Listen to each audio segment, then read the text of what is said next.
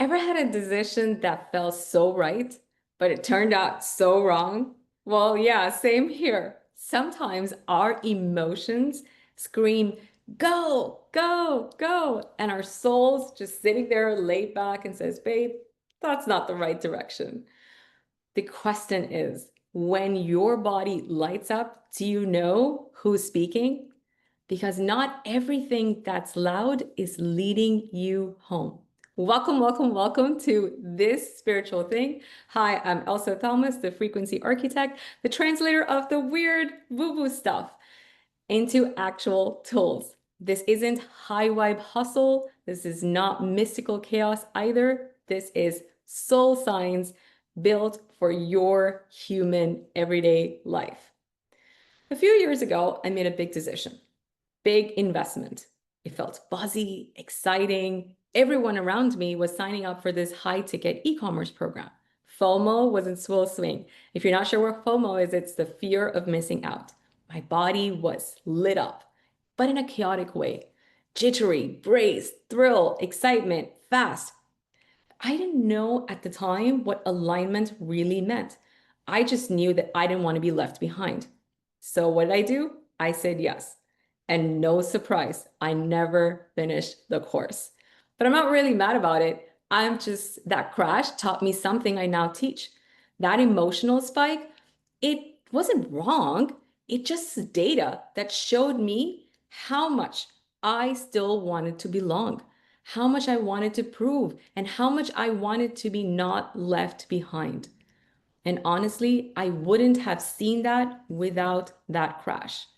And later came another decision, another big decision, same fears, same doubt. And my past experience just told me about that feeling. But somehow, this time my body felt a little different. It felt more still, not buzzed, not hyped, anchored.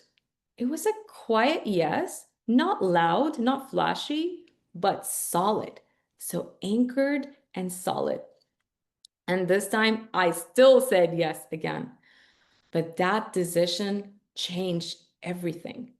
Wealth, friendships, foundations that still hold today, 8 years later.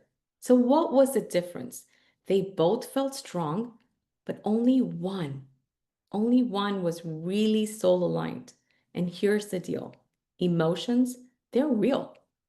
They come from your story, your wiring, your nervous system, your lived memories, your ancestors.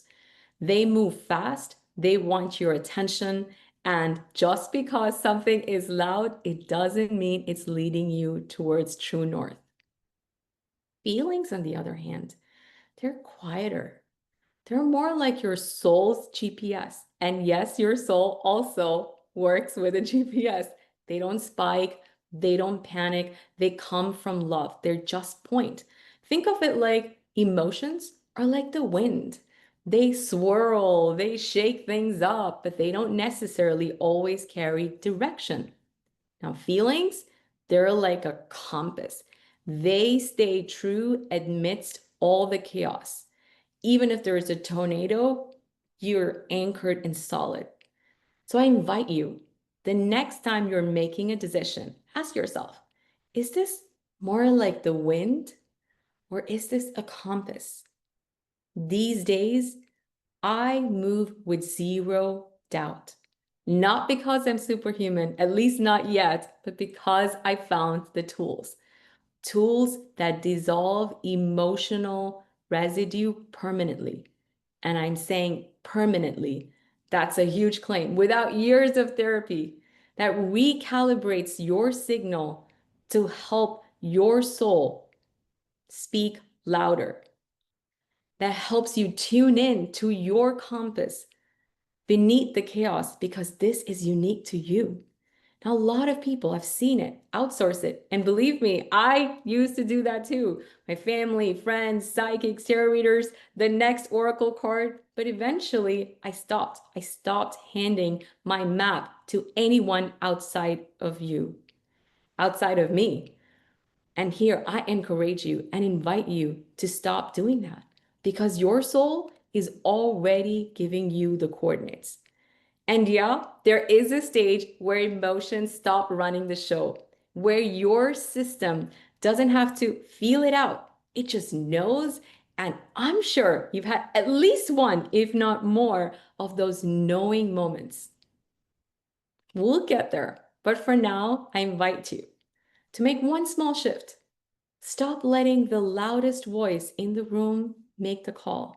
You don't need to shut down or suppress your emotions. You just need to know which ones are echoes and which ones are clues pointing you back to who you truly are. Because wholeness, it comes when your compass speaks louder than the noise. Again, I invite you to make that decision. Ask yourself the next time you're making a decision before signing up for that next course, is this a wind or is this a compass? But if motions aren't the whole map, then what is? And next week, I'm breaking down the cosmic Dropbox that's quietly awaiting for you to connect. That's your soul. It's way more structured and way more sneakily powerful than you possibly could even imagine. Hit subscribe, meet me back here. We're about to go soul deep. And remember, whatever you do, keep streaming your soul in high definition. You matter. You're important. And the universe totally subscribes to your channel. Ciao, until next time.